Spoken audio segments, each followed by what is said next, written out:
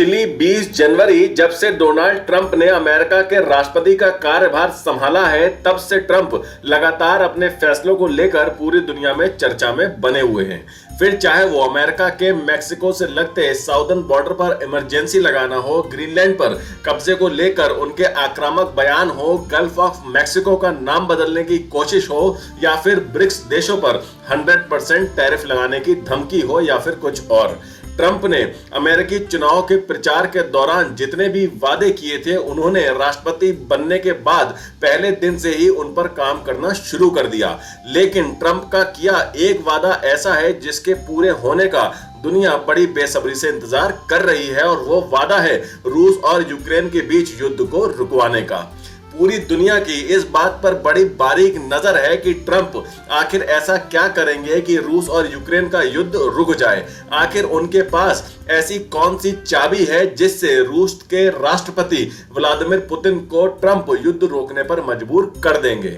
और आखिरकार अब उस चाबी का पता चल चुका है। जी हां, इस चाबी का नाम है सऊदी अरब। वो सऊदी अरब ही है जो रूस यूक्रेन युद्ध को पूरी तरह से रुकवा सकता है।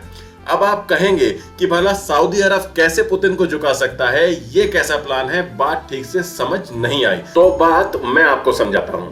दरअसल रूस यूक्रेन युद्ध रुकवाने में टेंशन इस बात की नहीं है कि यूक्रेन को बातचीत की टेबल पर कैसे लाया जाए। यूक्रेन के राष्ट्रपति जेलेंस्की को अमेरिका जब बोलेगा तब वो बातचीत की टेबल पर आने को तैयार हो जाएंगे। अमेरिका के दिए हथियारों और पैसों के दम पर ही यूक्रेन अब तक इस युद्ध में रूस के सामने टिका हुआ है। इसीलिए ट्रंप जब चाहे जैसे चाहे जेलेंस्की को अपने इशारों पर नचा सकते हैं। समस्या तो रूस के राष्ट्रपति पुतिन को बातचीत के लिए तैयार करने की है। अब आप कहेंगे कि पुतिन तो ये पहले ही कह चुके हैं कि वो युद्ध रोकने के लिए बातचीत करने को तैयार हैं। तो आपकी बात सही है, लेकिन ट्रंप चाहते हैं कि पुतिन अपनी इच्छा से नहीं बल्कि मजबूर होकर बातचीत की टेबल पर आए। आज अगर पुतिन बातचीत करने आएंगे तो शायद उन्हें यूक्रेन और अमेरिका की युद्ध रुकवाने की शर्तें मंजूर ना हो, लेकिन अगर हालात ऐसे बना दिए जाएं कि युद्ध जारी रखना पुतिन के लिए बहुत मुश्किल हो जाए, तो फिर पुतिन से अमेरिका और यूक्रेन अपनी शर्तें मनवा सकते हैं। लेकिन ये होगा कैसे? तो वो होगा सऊदी अरब की मदद से। दरअसल यूक्रेन के साथ युद्ध में रूस जितना भी पैसा खर्च कर रहा है, उसका ज्यादातर हिस्सा उसे मिल रहा है अपना कच्चा तेल बेच के। भारत और चीन तो बहुत ही बड़ी मात्रा में रूस से तेल खरीदते हैं। इसके अलावा कुछ अन्य देशों को भी तेल बेचकर रूस को मोटी कमाई होती है। अमेरिका ने लाख कोशिश कर ली, लेकिन रूस के तेल एक्सपोर्ट को पूरी तरह से रोक नहीं पाए। और ट्रंप जानते हैं कि जब तक रूस को तेल से कमाई होती रहेगी, तब तक पुतिन के तेवर ढीले नहीं पड़ेंगे।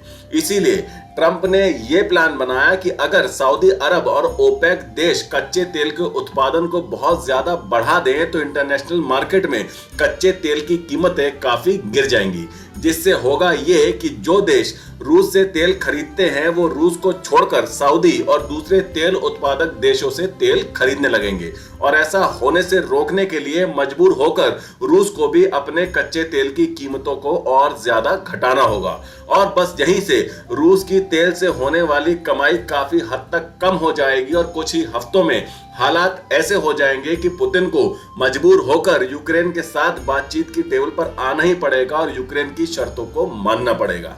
लेकिन अब प्रश्न ये है कि क्या सऊदी अरब तैयार है ट्रंप के इस प्लान में उसका साथ देने को?